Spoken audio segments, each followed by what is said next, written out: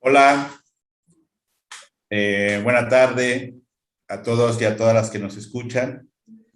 Estamos aquí en el cuarto encuentro Norte-Sur Global, CISAN-IEC, espejismos de la recuperación postpandémica, retos de la política monetaria, estabilidad financiera y desarrollo económico. Para mí es un gran placer poder estar moderando esta primera mesa magistral, esta primera conferencia magistral que lleva como título Cambios y desafíos para la banca central ante la pandemia. Va a comentar la doctora Mónica Meireles. Ella es licenciada en Economía por la Facultad de Economía, Administración y Contabilidad de la Universidad de San Paulo. Llevó a cabo sus estudios de maestría en Integración de América Latina en el programa de posgraduados en Integración de América Latina de la misma universidad y de doctorado de estudios latinoamericanos en el programa de posgrado de estudios latinoamericanos de la Universidad Nacional Autónoma de México, donde su tesis sobre las implicaciones de la dolarización formal para el desarrollo ecuatoriano fue merecedora de mención honorífica. Actualmente es investigadora asociada C, con adscripción a la Unidad de Economía Fiscal y Financiera del Instituto de Investigaciones Económicas de la UNAM y forma parte del Sistema Nacional de Investigadores del Consejo Nacional de Ciencia y Tecnología con nivel desde el 2017. Además, se ha desempeñado como docente y tutora del programa de posgrado en Economía de la Facultad de Economía y del programa de posgrado de Estudios Latinoamericanos, ambos de la UNAM. Bienvenida, doctora Mieres. Ahora voy a decir brevemente algunas ideas de la semblanza de la doctora Teresa Aguirre, que ella es la que va a presentarnos esta ponencia magistral. La doctora Aguirre es maestra normalista por la Escuela Normal de Jalisco en 1974, licenciada en Economía por la Facultad de Economía de la Universidad de Guadalajara en 1979, maestra en Economía por la Facultad de Economía de la UNAM, con mención honorífica 1991, doctora en Economía por la Facultad de Economía de la UNAM 2011. Es profesora titular A de tiempo completo de la Facultad de Economía de la UNAM, adscrita a la División de Estudios de Posgrado. Actualmente es representante ante el Consejo Técnico por el área de Historia Económica, coordinadora del campo de Conocimiento y Historia Económica del Posgrado de Economía de la UNAM y representante por la Facultad de Economía al Comité Académico del área de Ciencias Sociales. Ha impartido 180 cursos, 109 cursos de posgrado, 59 cursos de licenciatura, 9 actualizaciones a profesores y 3 de bachillerato. Actualmente dirige 10 tesis, de las cuales 6 son de doctorado, 2 de ellas en proceso de titulación y 4 de maestría.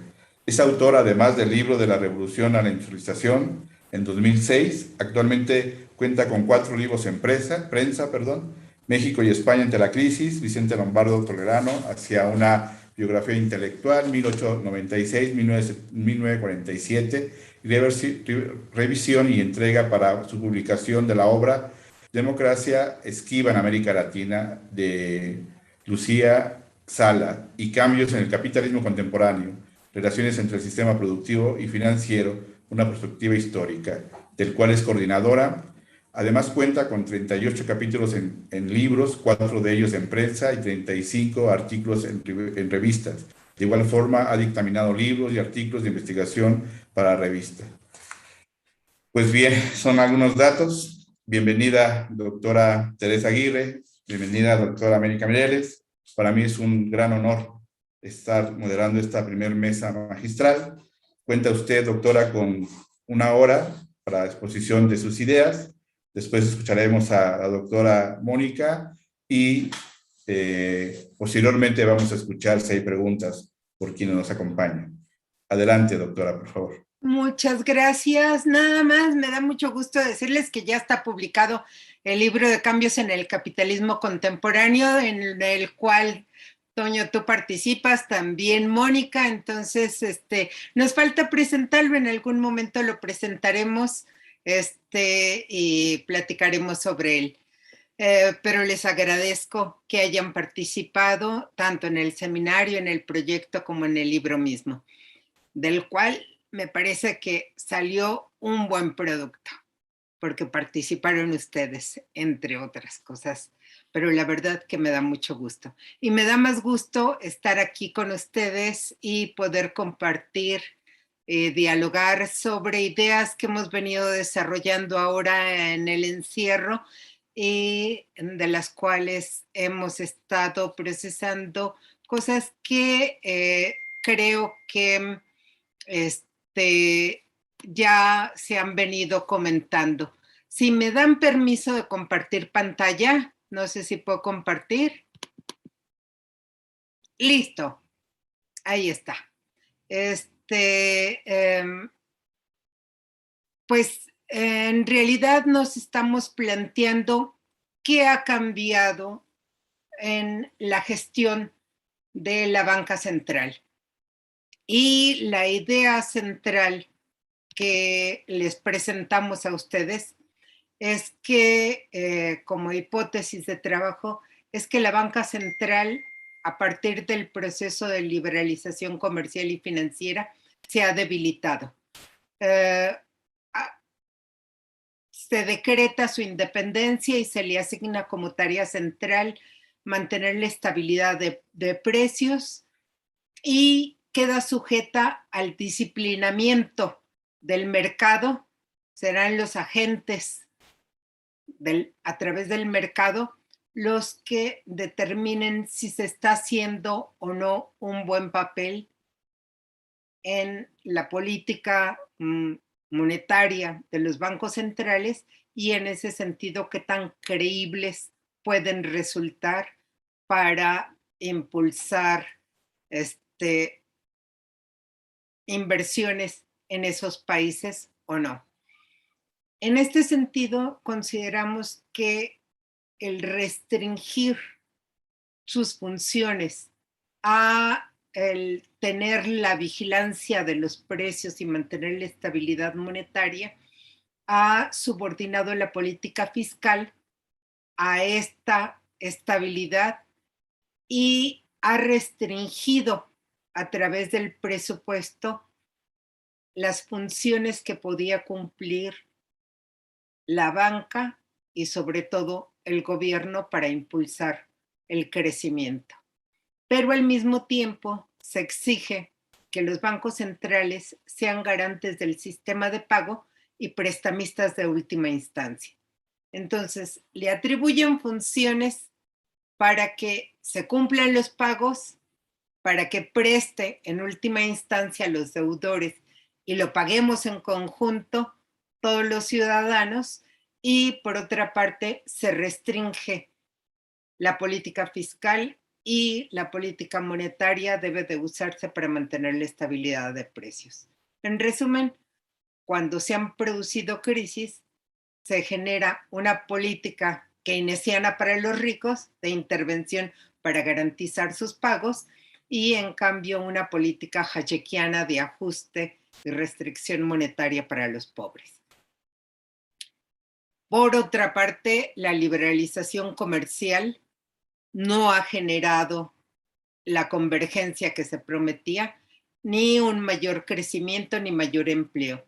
Y la liberalización financiera o desregulación financiera no ha disminuido los riesgos, tampoco ha trasladado recursos a los países periféricos, no ha diversificado las inversiones productivas y no ha cumplido la promesa de impulsar mejores ingresos en estas periferias al reducir o diversificar los niveles de riesgo. Por el contrario, creemos que se ha generado mayor vulnerabilidad y volatilidad junto con una creciente desigualdad tanto en el sector productivo como en el sector financiero. ¿A qué se debe esta creciente desigualdad? No se ha corregido, como se pensaba en Bretton Woods, el ajuste asimétrico entre países superavitarios y países deficitarios. Por el contrario, se ha generado una tendencia para transferir recursos del sur al norte. Luego vamos a ver cómo esta financiarización subordinada ha implicado mecanismos o ha generado mecanismos específicos por los que se hace esta transferencia de excedentes del sur hacia el norte, permitiendo sobre todo que Estados Unidos recicle estos excedentes en su beneficio y mantenga al dólar como moneda mundial y divisa de reserva. A través del endeudamiento creciente de la periferia, se tienden a generar estos excedentes al exterior, pero además la política monetaria está exigiendo que la banca mundial tenga reservas crecientes para poder hacer frente a la vulnerabilidad que entrañan los flujos de capital, que son flujos de capital además procíclicos. Cuando hay auge en la economía, llegan un montón de inversiones que tienden a sobrevaluar el tipo de cambio, entonces tiene que intervenir el Banco Mundial, el Banco Central, perdón, esterilizando la oferta monetaria, y ello hace que tenga que acumular reservas. Pero la acumulación de reservas no es inocua, no es que no cueste. Cuesta la gestión, pero además inmoviliza recursos. Y esta inmovilización de recursos hace que a través de esta compra de reservas estemos financiando el déficit de Estados Unidos. Porque fundamentalmente hacemos esta acumulación de reservas en dólares. Entonces, son dos procesos que se han agudizado con la liberalización comercial y financiera y tiene que ver con esta creciente necesidad de acumulación de reservas por una parte y por otra parte el creciente endeudamiento. Este sistema monetario internacional ha utilizado, desde mi perspectiva, a la banca central como el ancla que le permite interactuar con los gobiernos nacionales, pero al mismo tiempo excluye al gobierno de la gestión de la banca central. Y este tipo de gestión a la que la sujeta hace que tenga esta intervención más que efectos positivos en el crecimiento, efectos recesivos, porque además de esta transferencia, está permanentemente cuidando que haya equilibrios en las cuentas. Esta gestión no siempre ha sido igual. La banca central ha modificado sus funciones a lo largo de su existencia, que es relativamente corta, es del último siglo, el siglo XX, y normalmente o teóricamente se le asignaron 5 funciones. El monopolio de la emisión del dinero, el control y diseño de la política monetaria a través de la tasa de interés y del tipo de cambio, garantizar, regular e inspeccionar los sistemas de pagos la garantía a través de este sistema de reservas. Algunos autores agrupan el control y diseño de la política monetaria con esta regulación e inspección del sistema de pagos. A mí me gusta mantenerlo diferenciado porque nos permite ver los mecanismos que se usan para una cosa y para la otra, ¿no? Para control o manejo de la tasa de interés, del tipo de cambio o el manejo de reservas. Y finalmente, la cuarta función del Banco Central es, ya sé que todos no lo sabemos, el control de la banca privada, ser banco de bancos y ahora también banco de gobierno, pero como banca independiente, tiene efecto sobre el presupuesto y la política fiscal. Incide directamente tanto en la determinación de lo que debieran de ser los equilibrios en la política fiscal e induce la igualación de gastos e ingresos del gobierno. Y la quinta función, que ha sido una de las más destacadas en los últimos años ante las crisis financieras, es el servir de prestamista de última instancia. La manera en que cumple estos objetivos y la prioridad que se ejerce a los objetivos no necesariamente explícitos de época van a reorganizar sus funciones y se van modificando de una época a otra y de un país a otro. Aunque los orígenes de la banca central no son iguales y ello va a marcar la trayectoria posterior, tenemos que algunas de sus funciones tienen que ver más con las condiciones de la época que con la manera en cómo surgen.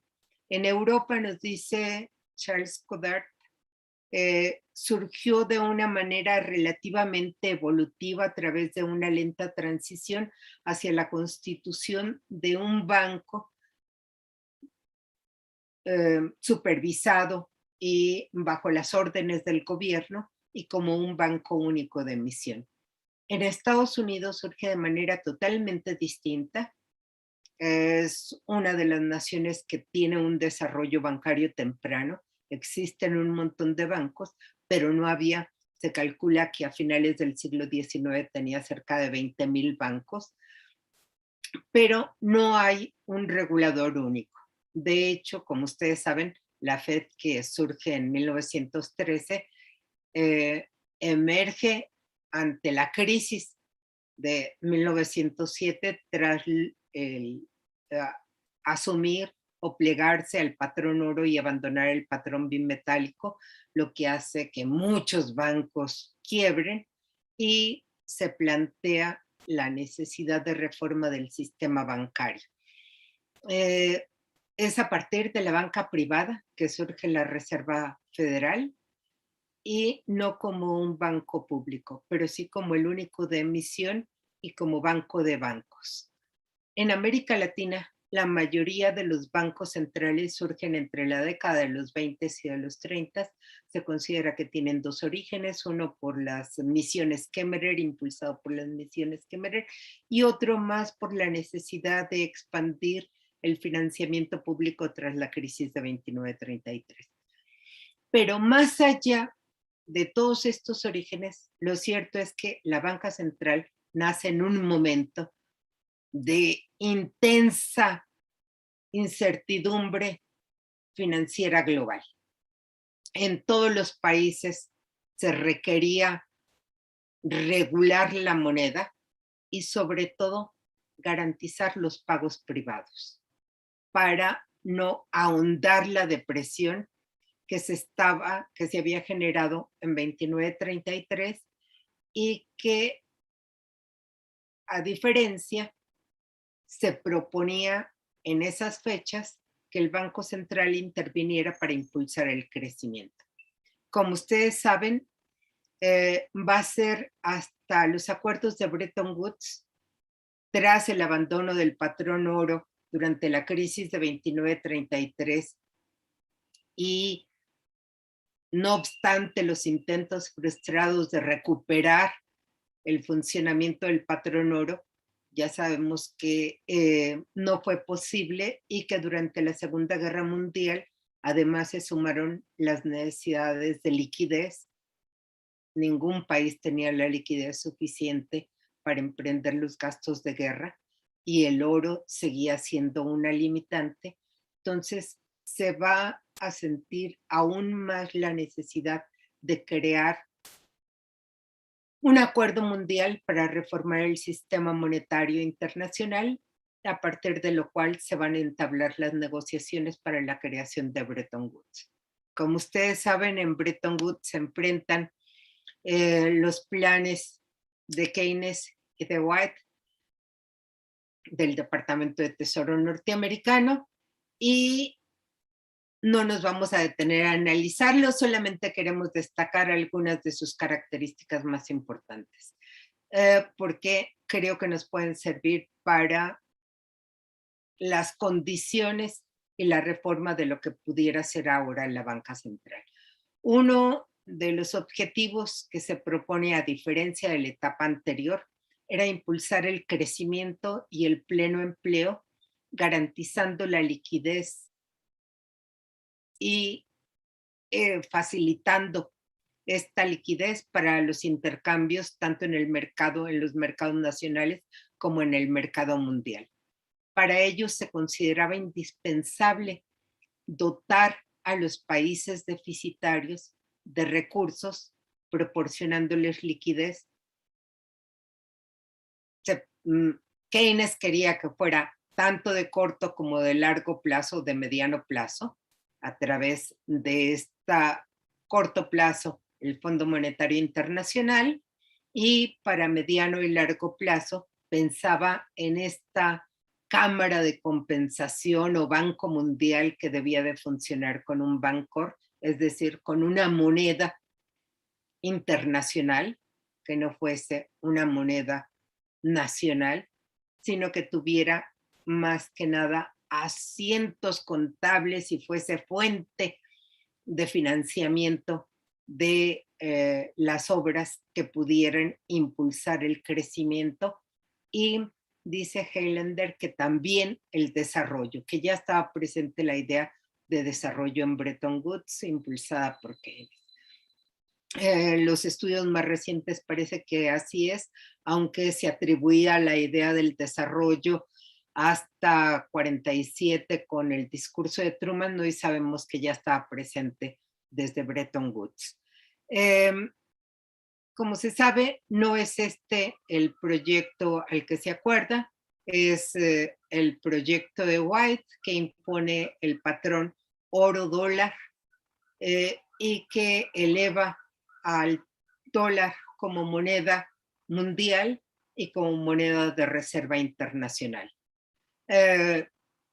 Se acuerdan tipos de cambio fijos, ajustables dentro de una brecha más o menos 10% de déficit, y si se excedía, se supone que debía de ajustarse para apreciarse o para devaluarse, para lograr nuevamente los equilibrios. Estos se deberían de hacer por acuerdo con el Fondo Monetario Internacional, o podía solicitarse un crédito de corto plazo que en ese momento tenía bajísima condicionalidad. Es más, era casi equilibra y luego pagas.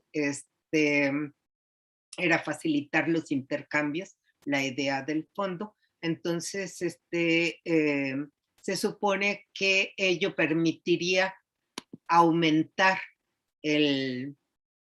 los intercambios y el crecimiento. Se proponía que la cuenta corriente, es decir, los intercambios comerciales, fueran obteniendo convertibilidad conforme fuese asumiéndose el dólar como moneda de reserva, pero la cuenta de capital quedó sujeta a la administración de cada gobierno a través de sus bancos centrales. Entonces, era este control sobre la cuenta de capitales y sobre los flujos especulativos lo que le permitía también a los bancos centrales tener mayor margen de maniobra para financiar a los gobiernos nacionales. Estos acuerdos de Bretton Woods ya a mediados de los 60 empiezan a mostrar dificultades para mantenerse. Hay una creciente demanda de divisas, de dólares como moneda de divisa, mientras que Estados Unidos va perdiendo su peso y su tenencia de dólares en el mercado mundial, en la medida en que estos debían de ser convertibles en oro. Esta creciente liquidez y la demanda creciente de divisas va a ser una presión creciente sobre el tipo de cambio dólar-euro. A ello se va a sumar la crisis agrícola y los costos de la guerra de Vietnam, lo que va a prácticamente poner en apuros a Estados Unidos, y junto a ello van a empezar los movimientos de capital especulativo y va a someter a crecientes dificultades la balanza de pagos de Estados Unidos. La demanda de monedas como divisa en lugar de oro se había mantenido alrededor del 5 o 6% mundial entre 1945 y 1967, y a partir de esa fecha empieza a acelerarse la demanda de dólares como fuente de divisa. Ya en 70 crece en 42% y en 71 en 55%. Junto a ello está la presión de los países europeos que están planteándose eliminar la dependencia que tienen de los dólares y fortalecer el papel del patrón de la vuelta al oro, o crear una canasta de divisas alternativa. La Organización para la Cooperación Económica Europea, que se había creado para gestionar el Plan Marshall, se transforma en la Organización para la Cooperación y el Desarrollo Económico, la OCDE, en 1961, y el Grupo de Trabajo 3, que era el grupo dedicado a las cuestiones económicas, constituido por los 10 países más grandes, va a constituirse en el G10, y a partir de ahí va a empezar a discutir esta necesidad de liquidez creciente que tiene el sistema monetario internacional y el límite que está representando el dólar, y cómo ello empieza a generar problemas tanto de inflación como de especulación en el sistema monetario internacional. En la segunda mitad de los 60, ya acercándose a 69, 70, pero desde 66 se empieza la discusión de cómo ampliar la liquidez en el sistema monetario internacional. Y se plantean muchas alternativas, el CRUC por Francia como una medida, o como una, retomando la idea del Bancorp de Keynes, como una caja de compensación, cámara de compensación, moneda fundamentalmente fiduciaria de acuerdo entre todos los que desearan participar, que se supone que debía de ser todos los que pertenecían, entre otras cosas, al Fondo Monetario Internacional. Y finalmente, obviamente Estados Unidos se opone, y finalmente en estas discusiones y negociaciones entre el G10 y el Fondo Monetario Internacional, entre 66 y 67, se llega al acuerdo de emisión de derechos especiales de giro por parte del Fondo Monetario Internacional. Estos se van a distribuir por primera vez en enero de 1970, pero obviamente que resultan insuficientes para las necesidades de liquidez y para equilibrar la balanza de pagos, sobre todo por parte de Estados Unidos, y Estados Unidos se ve en la obligación de declarar inconvertible el dólar. Justo en este mes se cumplieron el 15 de agosto 50 años de la inconvertibilidad del dólar. El 15 de agosto de 1971 se declara inconvertible el dólar, y con ello se ponen fin a los acuerdos de Bretton Woods. Sin embargo, el dólar sigue siendo la principal moneda de uso internacional, pero cambia significativamente la composición de las divisas. Tenemos aquí las gráficas que muestran la tenencia de reservas en oro, en derechos especiales de giro, en monedas extranjeras y en posiciones del Fondo Monetario Internacional. La diferencia entre las dos es que en la A, las reservas con oro están a precios de derechos especiales de giro, 35 por onza Troy, mientras que en la B está el oro a precios de mercado. Como ustedes verán, es a partir de 70 que empieza a reducirse significativamente el uso del oro como reserva, aunque sí se mantiene como resguardo de valor y como fuente de especulación frente a procesos críticos. Pero empieza a ser predominante el uso del dólar y pasamos a un sistema fiduciario, de hecho, de dólar que ya no es convertible al oro. Las características de este sistema fiduciario es que hay libertad cambiaria, se dice sin manipular, sin definir qué es manipular el régimen cambiario, pero todas las monedas empiezan a tener libre tipo de cambio. El dólar sigue siendo la moneda de cambio más utilizada y sigue sirviendo de reserva global, aunque sea un dólar fiduciario inconvertible.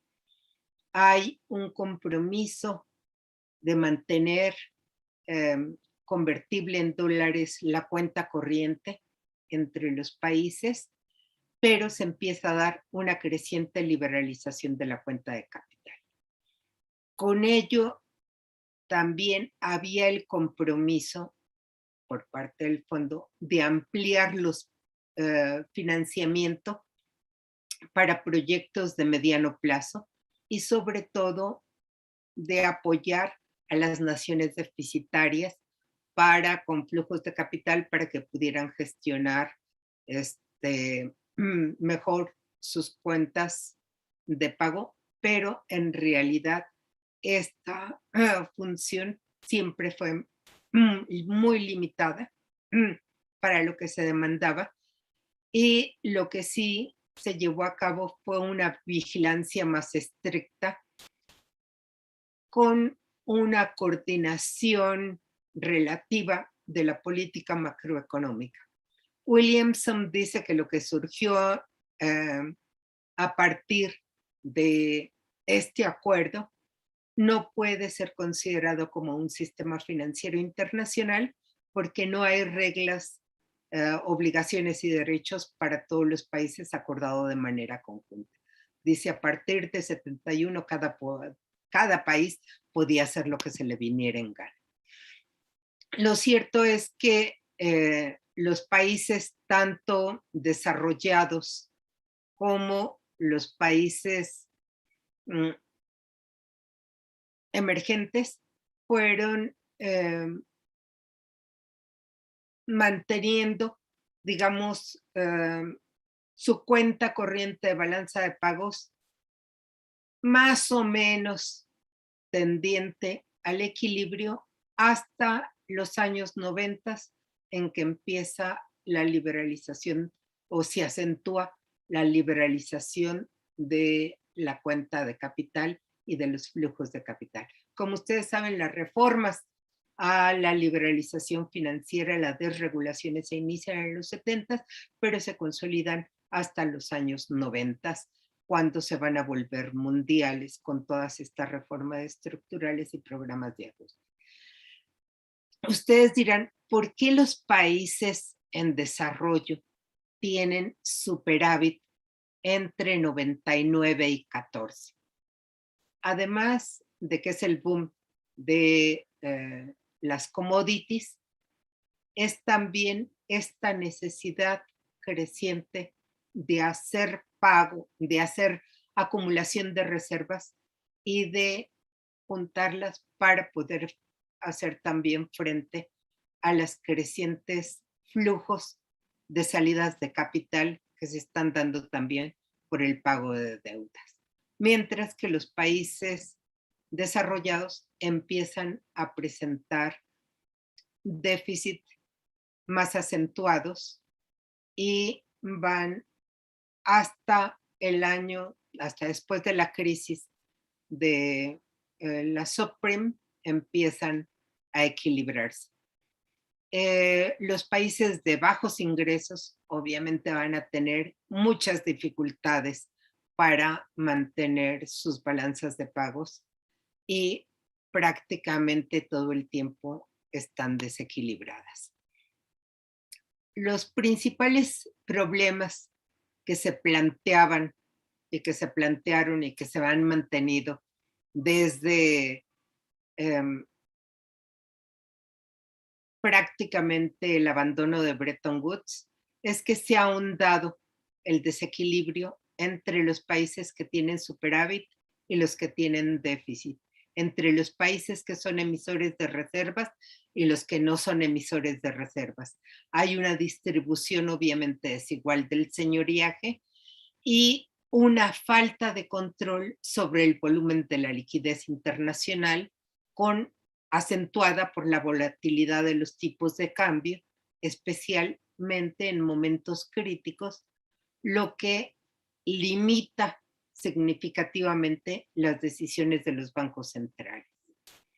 Después de la crisis del petróleo, sobre todo del segundo shock petrolero en 79, Estados Unidos decidió colocar como objeto central de la política monetaria de su país el control de la inflación y por lo tanto lleva a cabo la subida de las tasas de interés ya con Volcker como presidente de la Reserva Federal. Esta sola subida pone de manifiesto cómo todos los demás países vamos a depender del manejo que haga Estados Unidos de su política monetaria por ser el principal emisor de reservas. Nuevas tendencias van a ir emergiendo que determinan y condicionan no solamente a la banca central, sino también las relaciones norte-sur. Se profundizan los desequilibrios de la cuenta corriente del principal emisor de reservas y son una manifestación de los desequilibrios globales, pero también implica un mayor deterioro de la posición inversionista de Estados Unidos. Ya para fines de los 80s, esta posición se vuelve negativa en cartera, aunque sigue siendo positiva en las inversiones extranjeras directas. El segundo problema es que hay mayor volatilidad en los tipos de cambio con la progresiva liberalización de las cuentas de capital y con ello también se genera una vulnerabilidad creciente en los países deficitarios que habían estado obteniendo los recursos a través de la deuda. Con la subida de las tasas de interés, obviamente se encarece el endeudamiento y se va a drenar desde América Latina hacia los países centrales de manera creciente transferencias netas de capital. Los excedentes acumulados en América Latina y la tarea central asignada al Banco Central va a ser garantizar el pago de las deudas. Y para ello hay que aplicar, obviamente, políticas de ajuste fiscal y reformas monetarias y liberalización de las cuentas de capital que prometían iban a equilibrar, iban a contribuir a equilibrar nuestra balanza de pagos.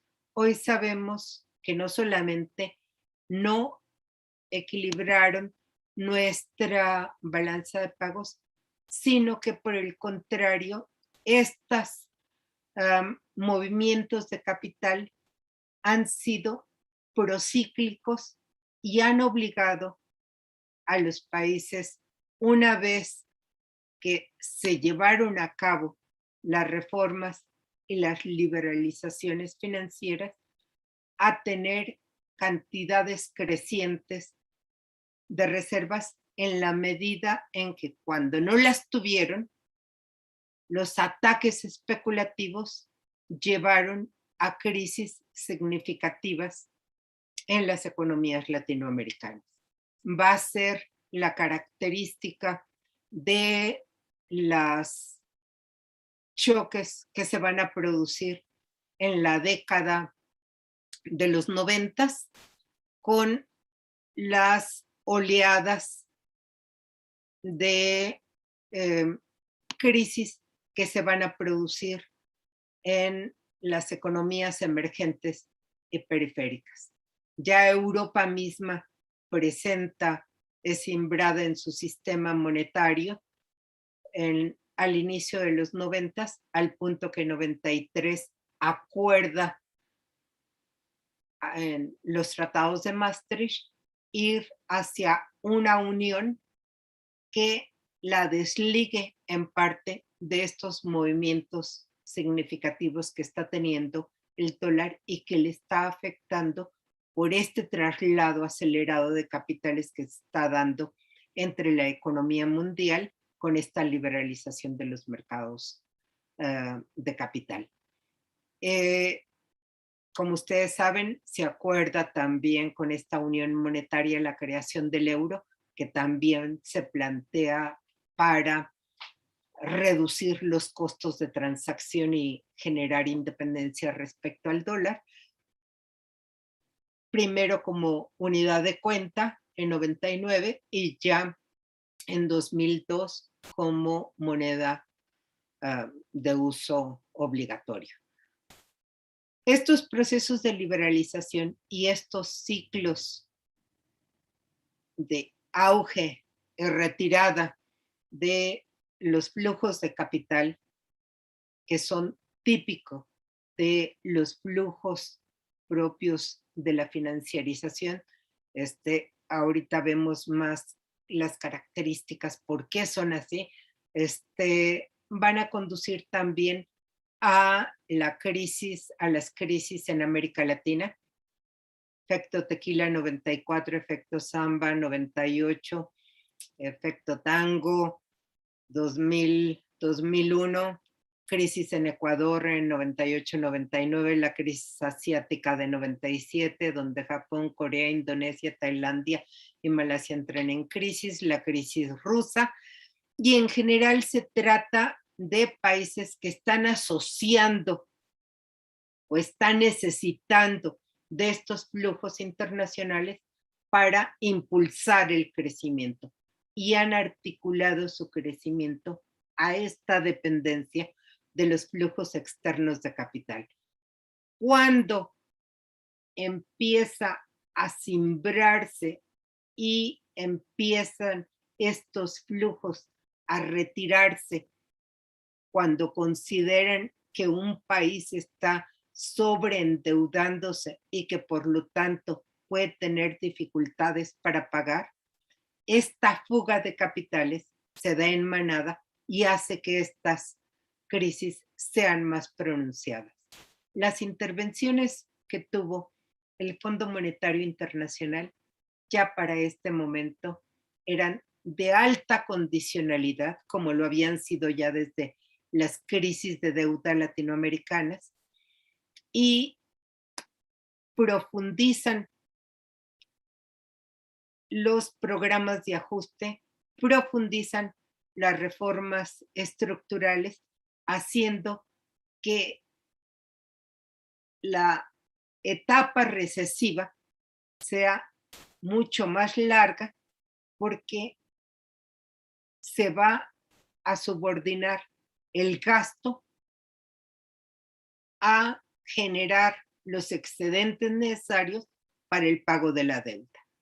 Entonces, la prioridad que va a tener el Banco Central va a ser el control del presupuesto y por ello se hace independiente para restringir el flujo de gasto del sector público y al mismo tiempo tratar de contener los cambios en el tipo de cambio y por ello empieza la banca central a generar esta acumulación intensa de reservas que va a hacer que parte de sus excedentes vayan quedando inmovilizados y al mismo tiempo, como está comprando dólares, sirva para financiar el endeudamiento de Estados Unidos.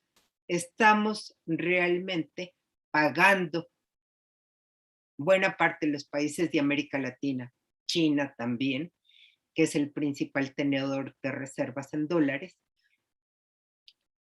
el endeudamiento de Estados Unidos y Estados Unidos se está beneficiando de tomar estos excedentes del resto del mundo y utilizarlos en su favor para aumentar o mantener su crecimiento sin que le preocupe demasiado el endeudamiento, porque es el ajustar la moneda significaría devaluar la tenencia de reservas del resto del mundo.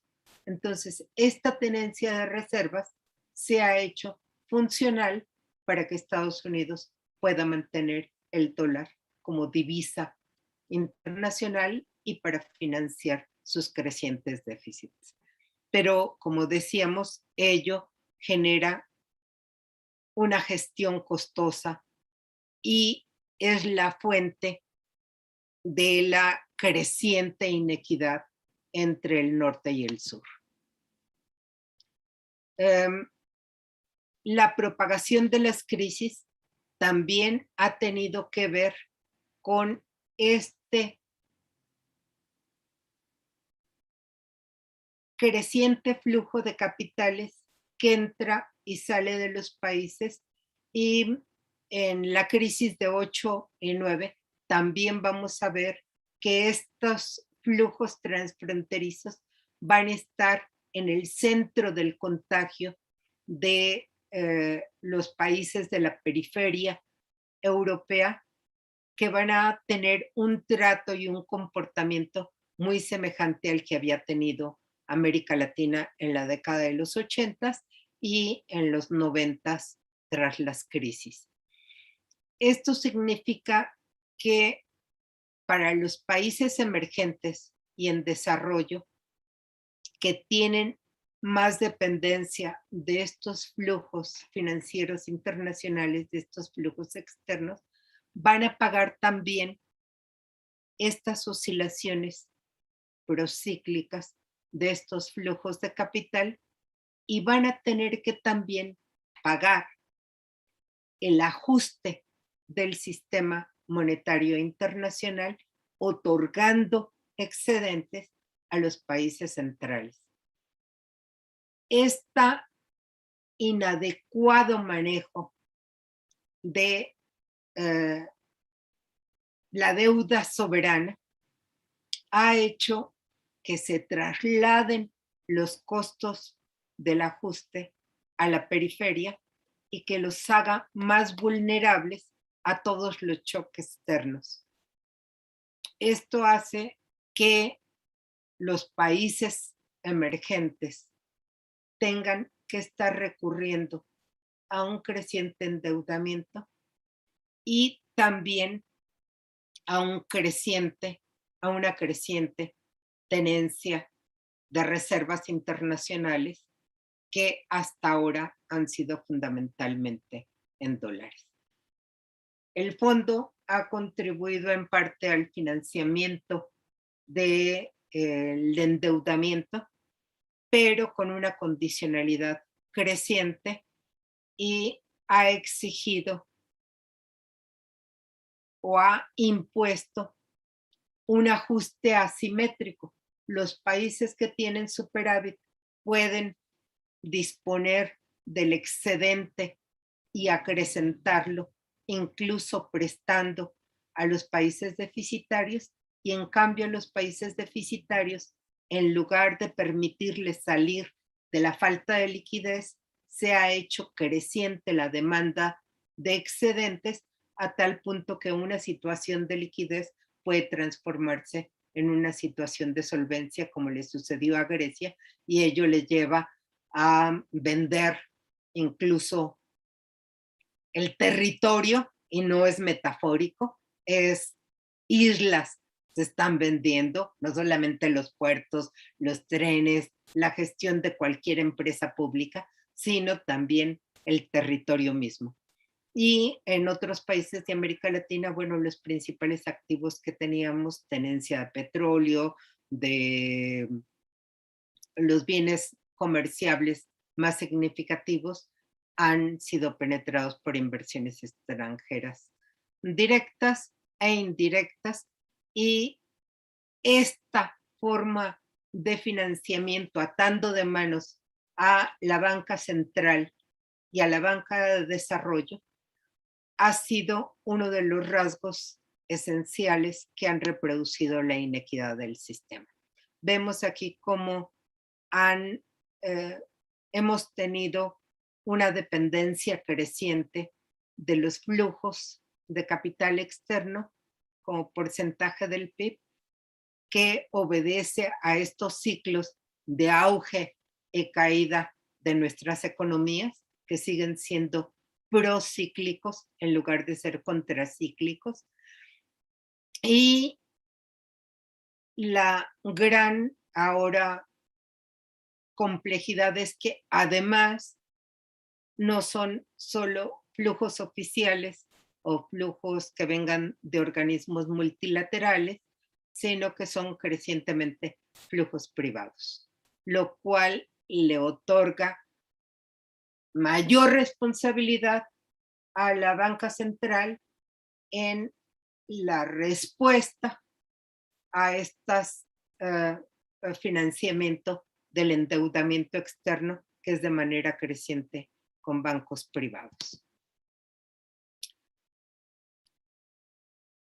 ¿Qué ha significado y qué límites ha impuesto esta forma de financiamiento a la banca central y en general a los países del sur? Primero, como habíamos dicho, está este traslado de excedentes de la periferia al centro. Se ha acentuado la brecha entre países deficitarios y superavitarios. Se ha introducido con esta retención de excedentes por parte de los países deficitarios un sesgo recesivo que cuando se generalizan las crisis se vuelve obviamente más recesivo a nivel mundial, y se ha producido una inequidad creciente entre países, trasladando los costos del ajuste a la periferia. La banca central se ha debilitado, ha sido sometida a mayores presiones, con menores recursos y con menos mecanismos de maniobra. Ello tiene que ver con este ajuste asimétrico que exige una mayor acumulación de reservas y que tiene efectos más fuertes, más significativos en las economías deficitarias, y que tiene este efecto procíclico que las hace más dependientes de los recursos externos. Hay también una mayor dependencia de estas economías de la política monetaria del principal emisor de reservas, que Estados Unidos lo maneja de acuerdo a sus intereses nacionales, sin importar los efectos indirectos que pueda tener en el resto del mundo, como cuando decide hacer incrementos en las tasas de interés. Esta es otra de las características que va a tener este sistema, que cuando intenta controlar su déficit, se lleva a la economía mundial en su conjunto. Y está generando también esta demanda creciente de reservas por parte de toda la economía mundial, pero sobre todo por parte de los países emergentes, con lo que estamos generando y financiando el endeudamiento de Estados Unidos, y estamos adquiriendo activos no tan seguros para utilizarlos como reservas. Aquí está más o menos cómo ha crecido el porcentaje de reservas como porcentaje del PIB.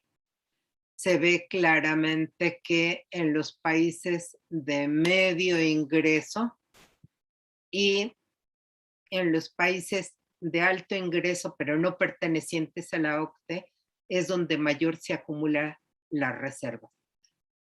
Pasan del 6%, 6.5% en los países de desarrollo medio, de ingresos medios, al 34.5%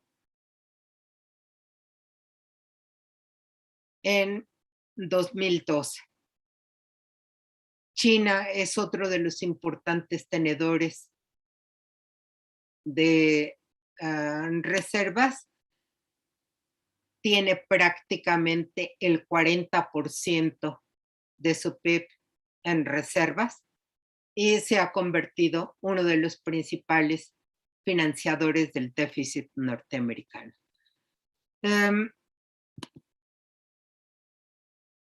Más recientemente, y ya entrando a la pandemia, pues ha significado un freno en la economía mundial. El confinamiento no solamente nos ha llevado al aislamiento físico, sino también a la paralización de buena parte de la actividad económica, pero yo creo que una de las cosas que ha revelado es esta fuerte inequidad en el sistema mundial. Ahora incluso lo reconoce el Fondo Monetario Internacional en su último informe. La principal inequidad, dice, vendrá de quienes, de los países que puedan estar vacunados y que puedan retomar las actividades económicas ya hacia fines de 21, y aquellos que no hayan sido vacunados y que no puedan reimpulsar sus economías. Y es realmente, a mí me sorprende que no nos hayamos revelado ya, porque han inyectado los gobiernos 9,000 millones de dólares al sistema bancario para impulsar el crecimiento, y el costo de las vacunas para vacunar a todo el mundo, que estimaba el Fondo Monetario Mundial en 39,000 millones de dólares, no pudo ser cubierto por estas economías desarrolladas. Es decir, volvemos al ostracismo de me cuido yo y a mi país y los demás no me importan, aunque ello se está mostrando ineficaz por todas las variantes que están emergiendo, pero ya de entrada ha profundizado las condiciones en que va a reemerger, si es que reemerge, en algún momento reemergerá, el crecimiento de la economía mundial. Por lo pronto ya ha significado que las economías avanzadas inviertan mucho más y hipotequen buena parte de sus saldos fiscales en este impulso al crecimiento en relación a las economías periféricas. La deuda pública ha crecido cerca del 20% en las economías desarrolladas, mientras que en las economías emergentes es apenas el 6%. El déficit fiscal se estima que será alrededor del 12% en las economías centrales, mientras que en las economías periféricas es cercano al 6%. Y ahora ya podemos ver el endeudamiento de la zona euro y de Estados Unidos. Están ahí algunos países seleccionados y el endeudamiento de Estados Unidos en relación con el PIB. como en todos, en la mayoría de los casos, rebasa el 100% del PIB. Y el déficit fiscal también, como se ha profundizado en estos países, siendo obviamente el que encabeza la lista Estados Unidos. El crecimiento, por lo tanto, también se estima que será desigual. Esta actualización es de julio de 21, es el informe más reciente del Fondo Monetario Internacional, y la perspectiva obviamente de mayor crecimiento es para Estados Unidos, seguida de Asia, sobre todo por el impulso de China, luego la zona euro, América Latina y al final Asia, que ha sido la que tiene menores niveles de vacunación.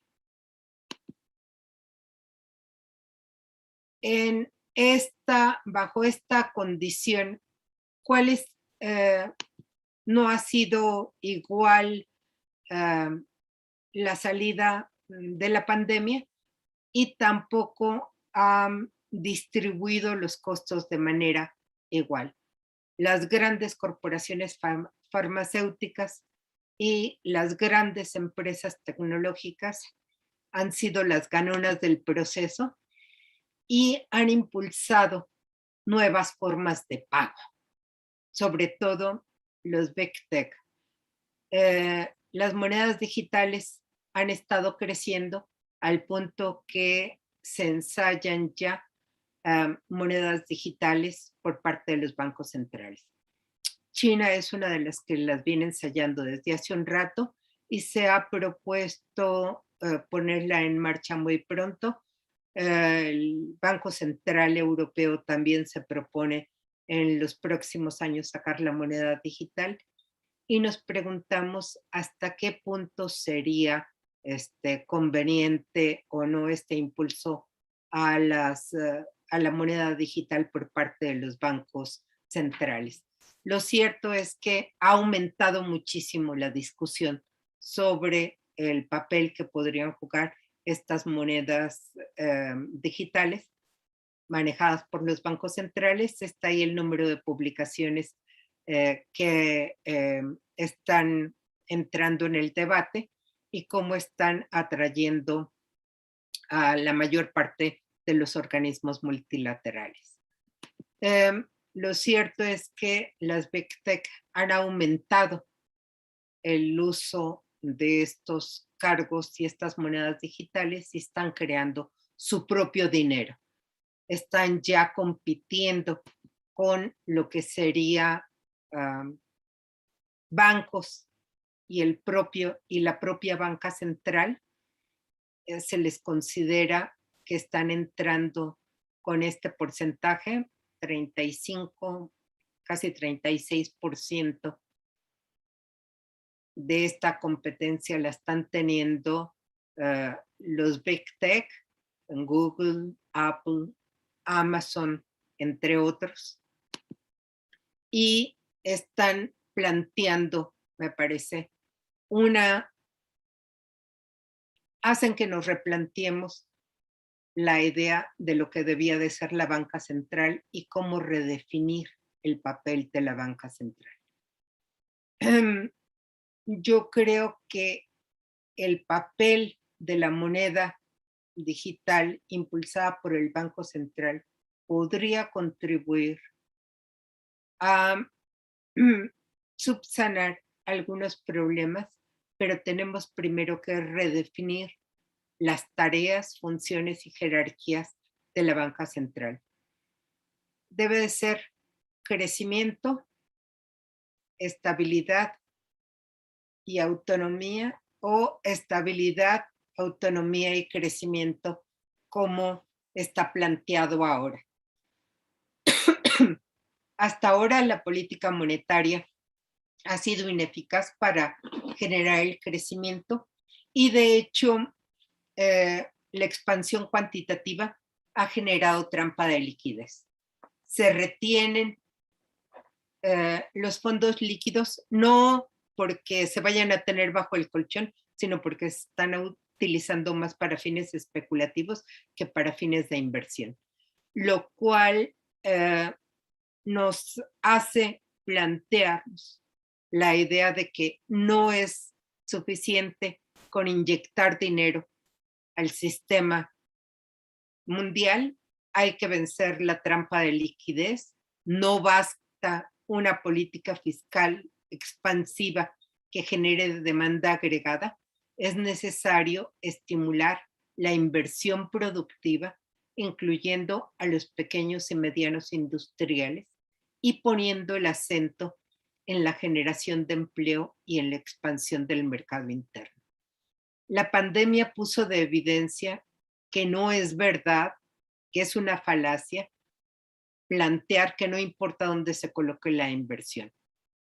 La pandemia golpeó de manera desigual y golpeó de manera menos fuerte a los países productores de manufacturas que a los de servicios.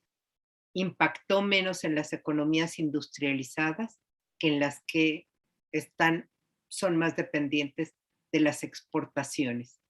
Una estructura productiva autocentrada ha tenido capacidad de reimpulso mucho mayor que las economías exportadoras, ya sean de bienes primarios o sean turismo no comerciables o basadas en la expansión de la construcción. Turismo, bienes primarios fueron los más golpeados, los países más golpeados. Se vuelve a colocar en el centro del debate el problema del sobreendeudamiento y el ratio deuda-PIB, es decir, la ausencia de un mecanismo de ajuste automático que permita que los países con superávit financien a los países con déficit y resuelva el problema de ajuste asimétrico, proporcionando liquidez y acceso a recursos en tiempo y en cantidad. Hasta ahora los recursos otorgados han sido a destiempo y en poca cantidad.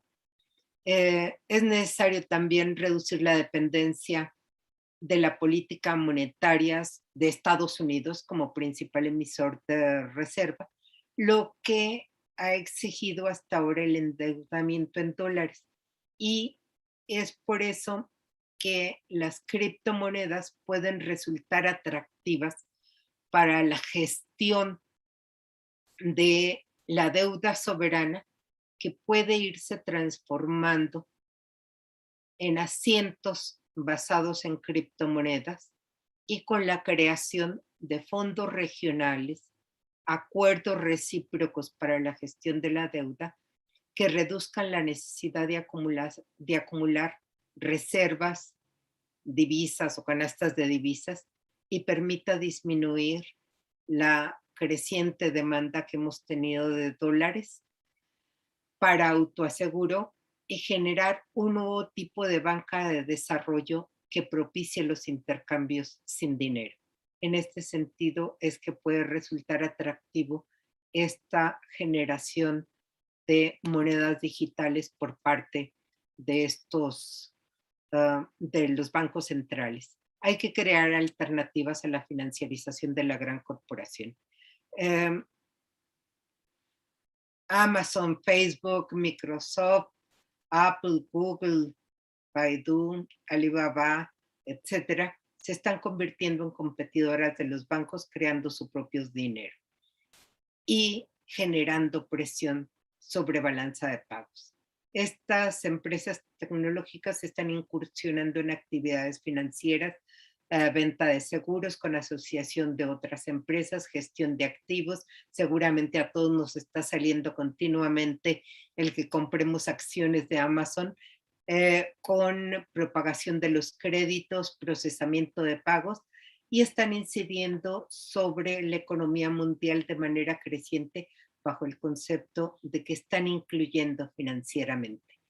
Algunas de estas cuentan con mercados de capitalización equivalentes a grupos financieros importantes y la mayoría ofrece sus servicios a través de diferentes subsidiarias y pueden usar criptomonedas, Big Data, pero no están reguladas hasta la actualidad. Frente a estas tendencias, nos preguntamos si no se debían de impulsar proyectos alternativos locales y regionales que lleven a una redefinición de lo público y lo privado y que redefinan la relación entre la banca central, los estados soberanos y la banca central mundial en general, es decir, los organismos multilaterales que hasta ahora habían hecho Banco Mundial, que había hecho que ha venido haciendo a un lado esta idea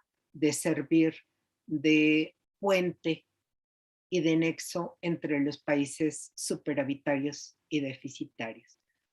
El fondo, junto con el G20, ha propuesto una nueva asignación de derechos especiales de giro, que de hecho ya se está poniendo en marcha, pero tiene la enorme dificultad de que desde nuestra perspectiva acentúa las asimetrías porque en el sistema de cuotas que ahora existe, los países más grandes, la Unión Europea y Estados Unidos, la Unión Europea reclama como el 48% de estas dotaciones, juntos Unión Europea y Estados Unidos, Reino Unido, son cerca del 85% de las dotaciones de derechos especiales de giro y los países pobres solo recibirían 3.2% de esta asignación.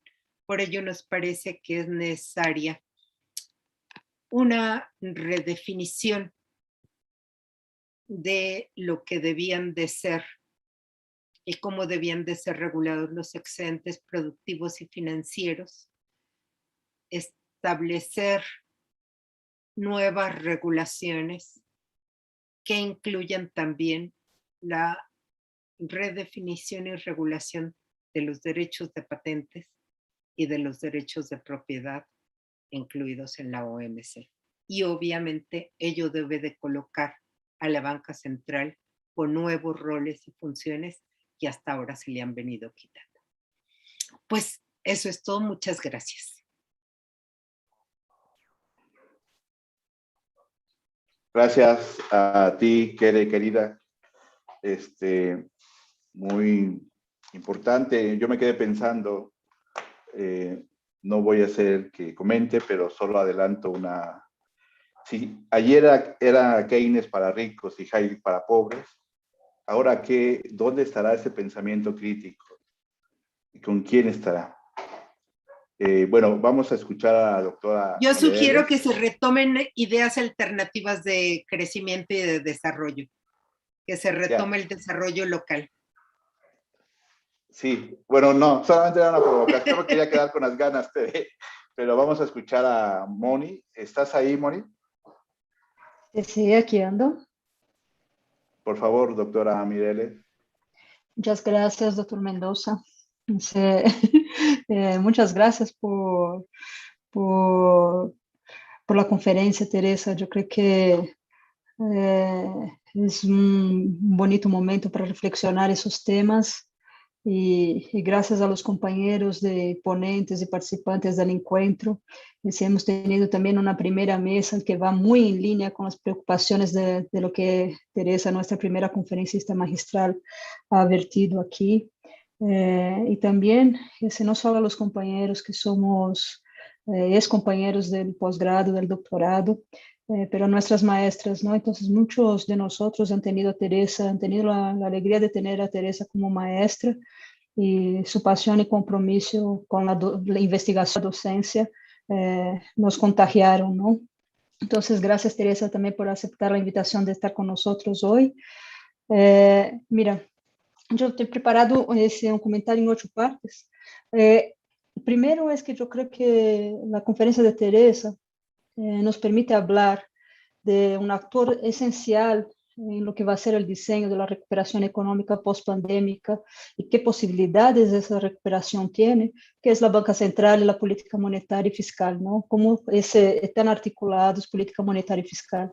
Entonces, al pensar y presentarnos la banca central y los desafíos de la banca central de países periféricos o emergentes o en desarrollo, como quieran llamarlo, en un contexto de pandemia y de tener que hacer frente a esa crisis mayúscula, Teresa lo pone en perspectiva histórica, ¿no? Entonces hace una reconstrucción histórica crítica de cómo se constituyó y qué mandatos y qué manera de gestión ha tenido esa banca central y cómo ha respondido a los intereses y el poderío financiero en cada uno de los periodos, grandes periodos históricos, ¿no?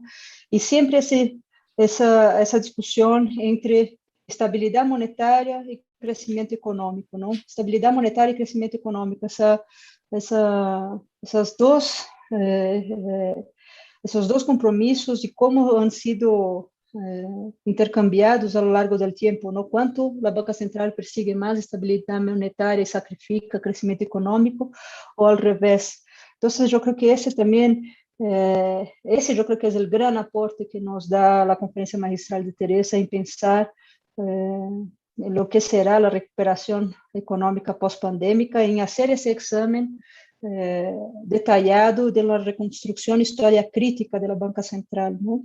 Y no solo eso, también en la conferencia de Teresa queda evidente que trayectoria y mandatos de lo que es la Banca Central de Economías hoy desarrolladas es un tema distinto a la de Banca Central de Economías Periféricas, ¿no? Entonces, como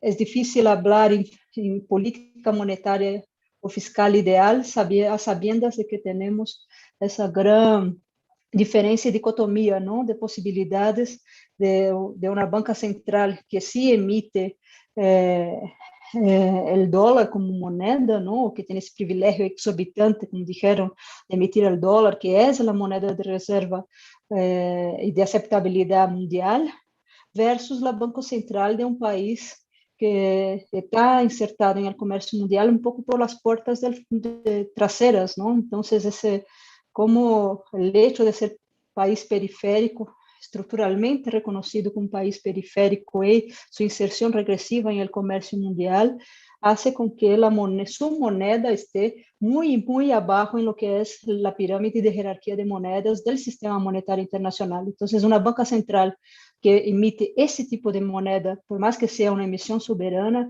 tiene un arco mucho más restrito de alcance de sus políticas. Y Teresa nos habla de eso y habla de las dificultades de esa banca central de país periférico, cómo los flujos financieros internacionales de capital fungen como un corsé a las posibilidades de movimiento de esa banca central de un país periférico, cómo las políticas monetarias de esa banca central de alguna forma son reflejo de lo que se está siendo decidido en la Fed, ¿no? Entonces, si la Fed primero tiene una política acomodaticia de bajar tasas de interés, ¿no? Y eso en respuesta desde la crisis financiera internacional 2007-2008 y inundar de dólares comprando títulos públicos y privados, ahora ha empezado a dar señales de subida de tasa de interés, ¿no? Cómo eso afecta los flujos financieros de capital y cómo eso de alguna forma también condiciona qué política monetaria la Banca Central de los países periféricos puede implementar, ¿no? O tiene espacio para implementar. Entonces, esa dimensión de la diferencia entre instrumentos y la amplitud de los instrumentos que pueden adoptar bancas centrales de países centrales y bancas centrales de países periféricos es algo extremadamente interesante en la lectura de la conferencia de Teresa, ¿no? Y también otro aspecto que me parece fundamental en ese marco es como Teresa nos pone la cuestión de que la discusión sobre manejo de banca central no es algo exclusivamente técnico economicista, sino que responde a grupos de interés que tienen ejercicio de presión y de presión política para el determinado tipo de manejo de la banca central, ¿no? Ese de un lado. Entonces, ese, finalmente, así como con relación a esa reconstrucción histórica y teórica de la posibilidad de gestión de la moneda y del manejo de la banca central en economías periféricas, yo creo que Teresa también trae a colación un elemento que es fundamental para que nosotros pensemos política económica, monetaria y fiscal post-pandémica, ¿no? Que es la constitución de la Banca Central en América Latina, ¿no? Entonces, Teresa bien nos recuerda que ahí en los años 20 y 30, ¿no? Vino la misión Kemmerer y hubo toda una ola de creación de banca central. En los años 50, una segunda oleada con la misión Triffin, ¿no? y compañía. Pero al fin y al cabo, la constitución de la banca central en los países latinoamericanos estaba muy vinculada con lo que es disciplinamiento de los gobiernos locales y nacionales, ¿no? Entonces, garantizar la capacidad de pago de deuda externa sin tener que incurrir en ese constrangedor instrumento de invadir territórios, ocupar aduanas e embargar dólares obtenidos por las exportaciones, que foi algo que Estados Unidos hizo en diversas ocasiones a principios del siglo XX, ¿no? Entonces, con el manejo de la banca central y con la constitución de la banca central, ya no teníamos esos soldados y botas estadounidenses aquí en nuestras aduanas, sino que un agente garantizador, casi de que esses pagos seriam ejecutados, ¿no? Y eso parece ser, o sea, que no tan explícito, ¿no? Pero la moda de los años 90, o sea, dando un brinco histórico aquí, ¿no? Pero la moda del régimen de metas de inflación, que un poco se consolidó en los años 90, teniendo muchos adeptos en América Latina, ¿no? Como regla de gestión de la banca central. Esse, oficialmente se la adopta con la creencia, lo que nos dice el nuevo consenso macroeconómico, de que, bueno, garantizando la estabilidad monetaria, vamos a lograr que el PIB potencial sea el máximo, ¿no? Entonces, que la estabilidad monetaria sería la condición para el crecimiento económico futuro. Y eso también ya llamaron que es una creencia, tantas creencias que llamaron de coincidencia divina, ¿no? Es muy difícil amarrar estabilidad monetaria y que eso automáticamente se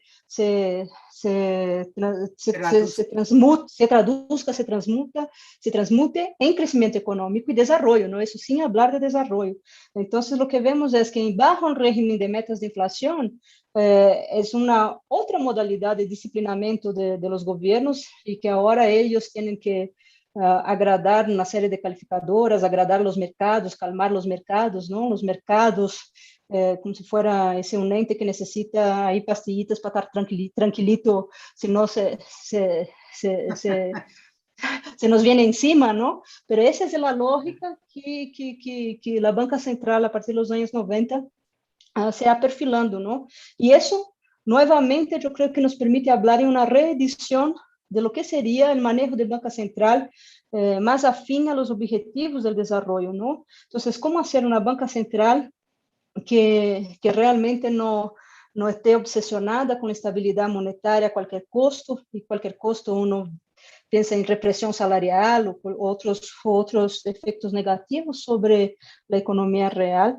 ¿Cómo pensar una banca central que realmente logre impulsar estabilidad monetaria y crecimiento y desarrollo económico, ¿no?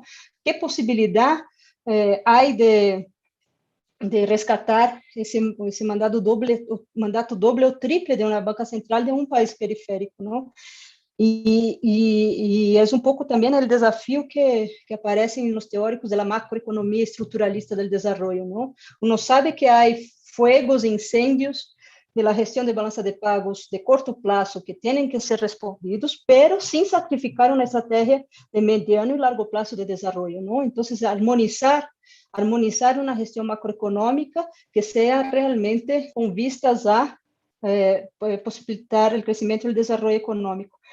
Y recientemente, y eso, así como Teresa no explícitamente habló de eso, pero mi reacción de temas actuales de la banca central, mucho se ha dicho que la banca central puede corregir distribución del ingreso, puede hacer políticas con mayor afinidad a disminuir las desigualdades de género, puede ser más incisivo en lo que es ese desarrollo sostenible o finanzas verdes. Entonces, ese también son temas de la política monetaria contemporánea que surgen a partir de esa preocupación de que la banca central no te com um mandato único de estabilidade monetária. Não?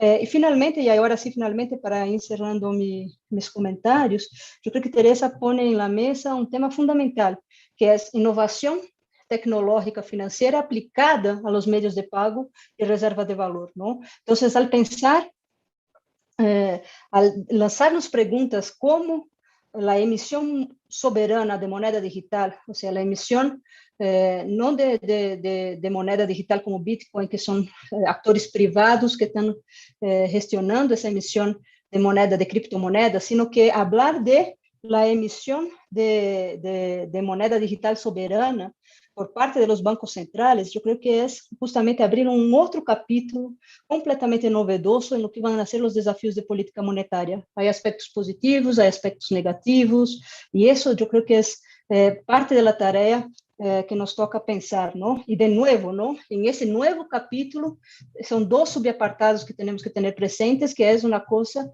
esa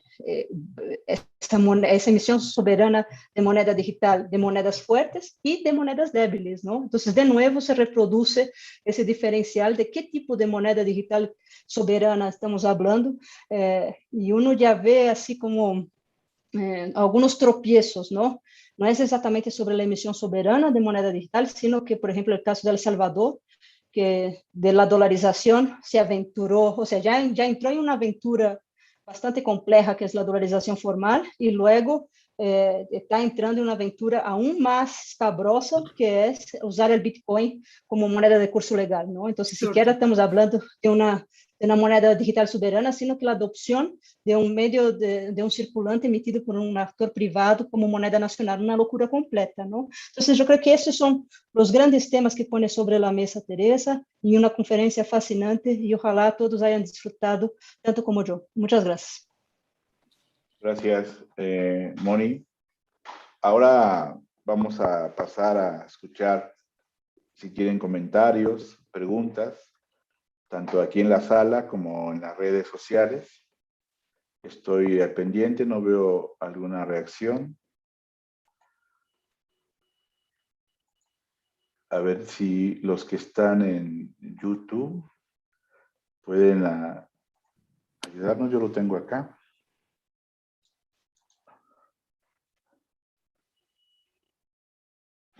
Mira, Toño, assim, mientras busco, quisiera hacer una pregunta así más directa a Teresa, Sí, por favor. justamente sobre esa parte de alternativas, ¿no?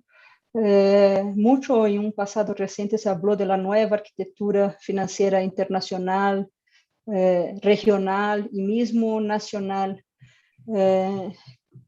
Teresa, ¿tú crees que en ese contexto de pandemia, de emergencia sanitaria y de crisis económica sin precedentes, eso favorece a que realmente pensemos un fortalecimiento de una arquitectura financiera alternativa o no, o nos debilita? Me parece que ha introducido la discusión en todos los foros y que va a ser muy difícil mantener el sistema monetario como está por los crecientes endeudamientos que han tenido todos los países. Si suben tantito las tasas de interés, el costo de la deuda va a ser impagable para todos los países. Ello debe de llevar necesariamente, me parece, a una rediscusión. Hasta antes de la pandemia ya se venían planteando discusiones porque, en efecto, los controles de la inflación, como tú decías, a través de metas inflacionarias, no habían resuelto el problema. Se mantenía la disparidad entre países con superávit, países con déficit, y toda esta aumento de los desequilibrios, la demanda creciente de reservas, activos menos seguros, mayor incidencia de los mercados de capital en lo que sería la generación del dinero mundial, liquidez sí creciente, pero muy mal distribuida, reteniéndola los altos financistas sin invertirla directamente en la producción. Ya se venía dando la discusión porque no habíamos salido todavía de la crisis desde mi perspectiva 2008-2009, se había extendido la crisis, teníamos tasas de crecimiento muy bajas, y se estaba en esa discusión y lo que hace la pandemia es profundizar la discusión y creo que ahora, así como los países desarrollados están planteando formas alternativas de generación de divisas, quizá las monedas digitales por parte de las bancas centrales, yo creo que desde América Latina se debía de plantear un pool de monedas latinoamericanas, la creación de un fondo de reserva latinoamericano que sea también un fondo de inversión, no solamente para aliviar la deuda, sino también para generar inversión. Y creo que al calor de estas monedas digitales puede realmente generarse un fondo significativo regional que permita impulsar. Ahora el tema sería con quiénes. Hasta hace muy poquito, antes de la crisis de los gobiernos progresistas, parecía que estaba despuntando esta idea que fue muy difícil de concretar. Este Banco del Sur, del que se gestionó, se habló, se constituyó, pero nunca tuvo los fondos suficientes para arrancar los proyectos de inversión transnacionales, es decir, fondos creados a través de pools nacionales de inversión, pero creo que ahora las condiciones están cambiando. En un reciente libro, Ocampo planteaba algunas reformas al sistema financiero internacional. Él planteaba que no había las condiciones necesarias para hacer un nuevo Bretton Woods, es decir, un nuevo acuerdo mundial, pero que sí podían irse dando algunas reformas. Y entre ellas proponía generar esta expansión de los derechos especiales de giro como divisa realmente mundial, que fuera un asiento contable, no estrictamente dinero constante y sonante, pero que limitaría al dólar, al euro y al yen y ahora al renminbi, a la moneda china como pool o canasta de divisas, ¿no? E ir transitando hacia el cambio de las divisas monetarias basadas en monedas nacionales hacia esta generación de los derechos especiales de giro como divisa internacional. Me parece que es una idea interesante, pero habría que plantearse también la redistribución de los derechos especiales de giro, no en base a cuotas como está ahora, sino en base a necesidades de financiamiento. Es decir, reordenar en ese sentido el poder que pudiera tener la divisa como un acuerdo, como parte de un acuerdo internacional. Varoufakis propone que la generación de las monedas digitales sirvan para la socialización y democratización del dinero, que dice que el árbol del dinero sea para el conjunto de la sociedad, abriendo cuentas a ciudadanos.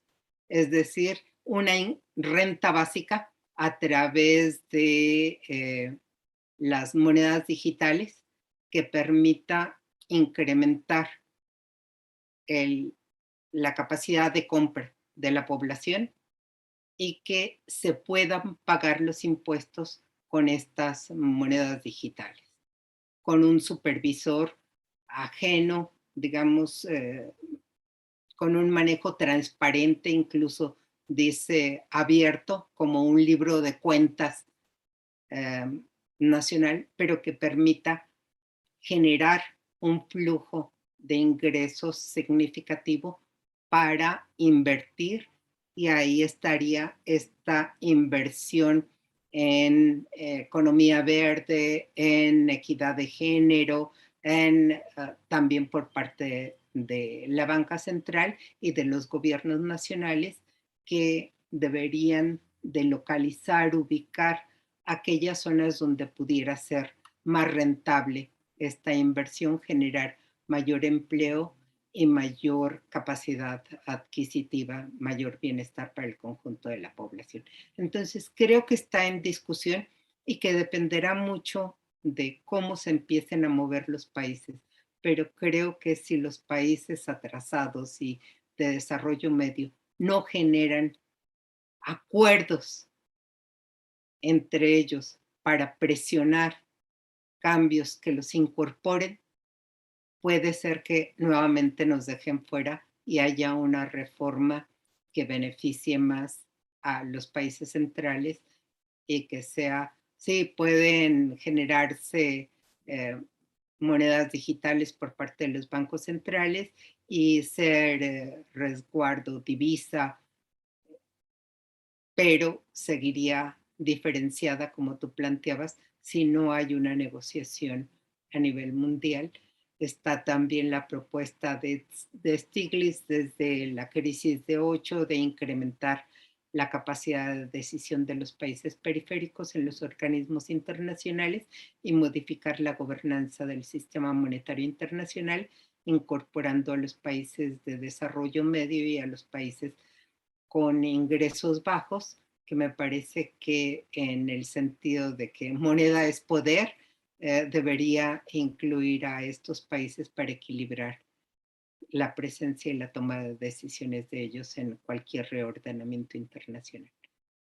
Pero creo que desde otra perspectiva, pues va a ser muy difícil que realmente se puedan impulsar cambios significativos si no recurrimos a imaginar y a asociarnos entre nosotros para hacer presión y para participar más en estos cambios. Me encanta estar acá, les quiero agradecer muchísimo y no me quiero ir sin decirlo a ti, a Claudia, que impulsen estas discusiones, aunque las hagamos por pantalla. Creo que es necesario que estemos en debate sobre estos temas, porque va a ser la discusión que se venga en los próximos meses, y creo que es necesario estar desde donde nos ubicamos, haciendo aunque sea un mínimo aporte al debate y poniéndonos de acuerdo, y creo que el entrar en estas discusiones es siempre enriquecedor. Entonces les agradezco muchísimo la invitación y realmente las felicito. Gracias, Tere. Bien, hay una pregunta en el chat. La voy a leer, es de José de Jesús Bermúdez. Respecto a las monedas digitales, ¿cuál es la viabilidad de implementar un sistema descentralizado, blockchain, en México, o tendría que ser centralizado a través de los bancos comerciales? Y yo también me gustaría hacer una pregunta, Tere. Sí. De acuerdo a esta triada que señala sobre crecimiento, autonomía y estabilidad para el papel de la banca central, recientemente, bueno, desde la década de los 70 se problematiza la idea del crecimiento per se como un fin.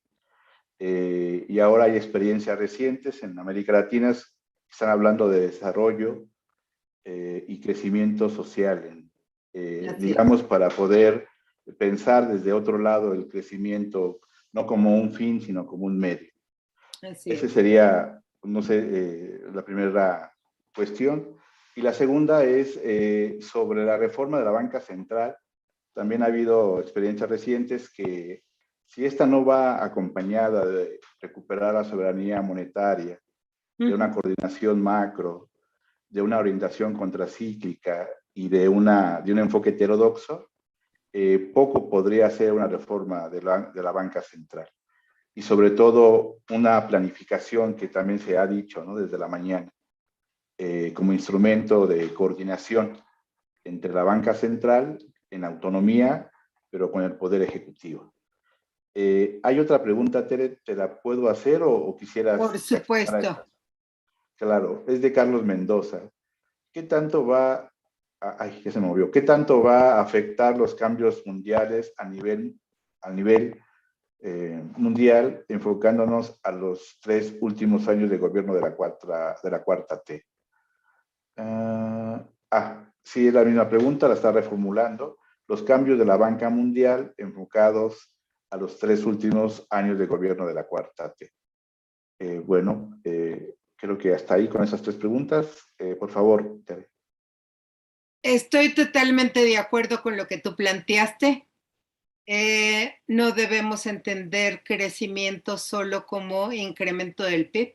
Creo que el crecimiento tiene que ser entendido como distintas formas de generar los bienes sociales, pero sí considero que si no hay inversión, si no hay una dotación de capital, más que como propiedad, como función, para generar bienes de uso, más que bienes de cambio, que sirvan para satisfacer las necesidades vitales y no tan vitales, es decir, secundarias. No puede haber ni desarrollo ni realmente crecimiento sostenible. Si no articulamos el crecimiento con lo que sería el reducir la huella climática contra el cambio climático, tampoco estamos garantizando el crecimiento que ahora entendemos como lo entendemos en el mediano plazo. Tenemos que articular la posibilidad de crecer con reencontrarnos con el medio ambiente y hacerlo sostenible. Hay que luchar contra el cambio climático porque si no, no vamos a quedar sobre la Tierra. Acaban de darse incendios gigantescos en buena parte de la Tierra y ahora estamos con los huracanes, 2 manifestaciones de que ya nos alcanzó el cambio climático. Entonces, si no acompañamos la perspectiva de satisfacer las necesidades con otra relación con la naturaleza, no podemos pensar en una forma alternativa. Y en efecto, para que la banca pueda fungir como banca central, deberá de rearticularse con una estrategia, no solamente con las políticas de gobierno, sino con una estrategia de mediano plazo. Debía de ser una política de Estado, ¿sí?, que trascienda gobiernos, que trascienda sexenios y que articule en efecto proyectos de mediano plazo en donde esté tanto la perspectiva del desarrollo local, entendido como cada quien lo quiere entender, ¿sí? Sé que está en cuestión el concepto de desarrollo, si lo queremos llamar postdesarrollo, es decir, la satisfacción de las necesidades de los hombres, no solamente el sustento, más allá del sustento, la salud, la seguridad, la protección, ¿sí?, con las estrategias nacionales y con el vínculo con la economía mundial. Tenemos que nacionalizar el avance científico-técnico. No podemos renunciar a este avance, pero tampoco me parece que se debe de subordinar este avance para quien tenga dinero. Y pongo las vacunas como el ejemplo ahorita visible de que si el avance científico va por un lado y solo queda sujeto a quienes tengan acceso a él, genera mayor desigualdad. Por eso creo que es necesario, junto con la gestión monetaria, replantearnos los derechos de propiedad intelectual y derechos sobre patentes, que es la manera en cómo han sido gestionados a través de la Organización Mundial del Comercio los derechos de propiedad, ¿no? También sobre intangibles, que creo que hay que someterlos a esta discusión porque tenemos que discutir de verdad esta articulación entre lo que vamos a producir, cómo lo vamos a producir y cómo lo vamos a financiar. Entonces estoy totalmente de acuerdo con lo que planteas. Respecto de la pregunta, si hay condiciones en México para generar un sistema descentralizado. De hecho, ya está funcionando por los privados, ya hay minería, blockchain en México, y el tema es a quién le sirve. Mientras que siga siendo propiedad de privada, el Bitcoin y todas las monedas digitales sirven para quienes las crearon. Centralizan el capital e incluso permiten que los excedentes adquiridos de manera o por vías no legales, lavado de dinero, pueda blanquearse a través de estos medios. No genera socialización de alguna manera de estos excedentes, sino que desde mi perspectiva está generando mayor desigualdad y también un mayor atentado al medio ambiente, porque tiene un consumo energético impresionante. Tienes que tener la computadora las 24 horas prendida para hacer minería de bitcoins y de todas las monedas digitales. Podrían gestionarse de manera totalmente distinta a través de los bancos centrales o de un organismo centralizado que pudiera estar haciendo estos asientos de manera distinta, ¿no? Y puede mantenerse igualmente la privacidad sin tener que hacer esta minería como lo requieren ahora las monedas digitales existentes, privadas. La otra pregunta que me leíste, ¿cómo va a afectar? Ya me acordé. Sí, ya, ¿Cómo de va la a cuarta afectar T. los cambios en la banca mundial en la 4T? La 4T ha sido muy precavida en no generar deudas, pero desde mi perspectiva está autolimitando el crecimiento. El no poder generar su propia moneda, porque sigue estando atado a estas metas de inflación y a esta autonomía del Banco Central, le ha restringido los recursos para poder impulsar y financiar iniciativas locales de producción que podrían haberse desarrollado y podrían haber transformado realmente y de manera significativa lo que ahora es la estructura económica. La producción local con menor huella ecológica se está produciendo a pesar de la 4T y no por impulso de la 4T.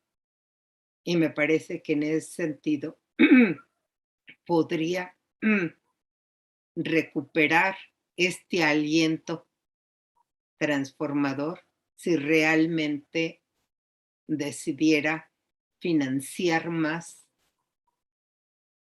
y para ello tendría que destruir de alguna manera, reemplazar esta idea de estabilidad económica vía estabilidad de precios y hacer a un ladito las políticas de metas de inflación para dar mayor cauce incluso a la gestión no dineraria de la producción, otorgando semillas, bienes tangibles para la producción local.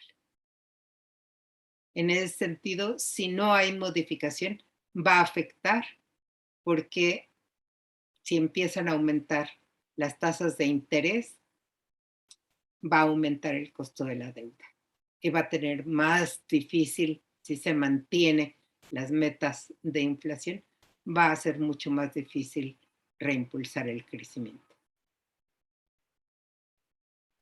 Gracias, Tere. Tenemos aquí una preocupación de Felipe Ríos sobre el sector agrícola y la banca central.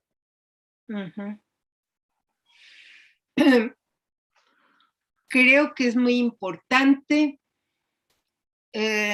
volver a reconstituir los bancos de desarrollo y dotarlos de recursos que pueden ser, si hay restricción monetaria, no necesariamente con recursos monetarios, pero dotando de bienes que sirvan para producir mayor cantidad de bienes. Por ejemplo, podría dotarse de semillas y trasladarla al sector agrícola, ¿sí? Semillas producidas, antes teníamos semillas nacionales, ahora no existen, pero podría reconstituirse un banco de semillas nacionales y las compras estatales podrían ser un impulso para centralizar la producción y luego distribuirla. El papel que tuvo en algún momento CONASUPO como distribuidor de bienes sin los precios de garantía que tenía CONASUPO, que estaban en detrimento de los campesinos, sino para realmente mejorar las condiciones de compra, o la dotación de, no sé, fórmulas como mercados locales para el intercambio entre cooperativas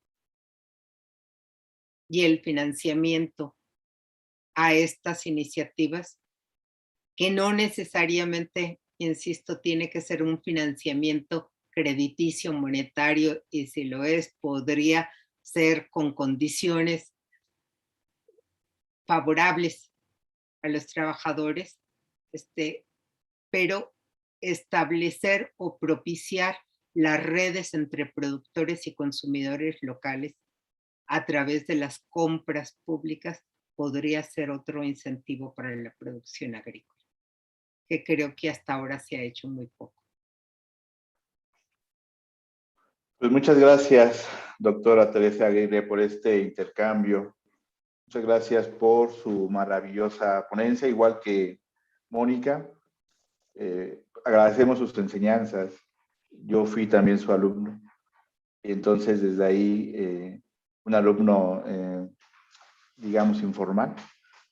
Pero muchas gracias por seguir dejándonos aprender. Ahora le voy a hablar de usted. En el sentido... No, ¿por qué? Bueno, es mi papel de moderador y muchas gracias por estar siempre. Pues bien, llegamos a nuestra parte final de esta primera mesa magistral. Antes de despedirnos, les recordamos que a las 4 inicia nuestra mesa 2, Política Económica, Inestabilidad Financiera y Recuperación Post-COVID-19, en donde va a estar la doctora Marcia Solorza, de la Facultad de Economía, el doctor Jacobo Silva, del Programa Universitario de Estudios sobre Asia y África de la Universidad Nacional Autónoma de México, Lisette Alanís Gutiérrez, del Instituto de Investigaciones Económicas, y va a moderar nuestro amigo Adelard Quintana, de la Universidad de San Luis Potosí.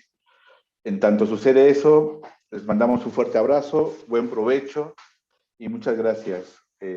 Yo nada más quiero, antes de irme, darle las gracias y hacer el reconocimiento en la mayor reciprocidad, porque no los creo que los profesores que tenemos realmente vocación, lo hacemos porque aprendemos más de los colegas, alumnos y no alumnos. Para mí, los alumnos también son colegas porque aprendo de ellos tanto como de cualquier otro profesor, y siempre el intercambio creo que es la fuente de enriquecimiento. Solamente así se justifica nuestra función, y la verdad que les agradezco muchísimo. Me encantaría estar en la tarde. Tengo que leerme una tesis de doctorado que tengo el viernes el examen, entonces no me va a ser posible, pero la verdad es que me gustaría, voy a hacer todo lo posible por estar mañana en la sesión, pero créanme que si no puedo es porque estoy con un montón de chamba. Tengo que también dictaminar unos proyectos de los que ya me están reclamando el dictamen. Entonces, perdón, pero me encantó estar acá. Y ya saben que siempre me encanta el debate y escucharlos. Aprendo muchísimo de ustedes. Muchas gracias. Gracias, meninas. Bonita tarde a todos. Igualmente. Gracias, Tere, por haber aceptado nuestra invitación. Ay, Claudia, muchísimas gracias. Gracias a ustedes, de verdad que me encanta. Esperemos tenerte nuevamente.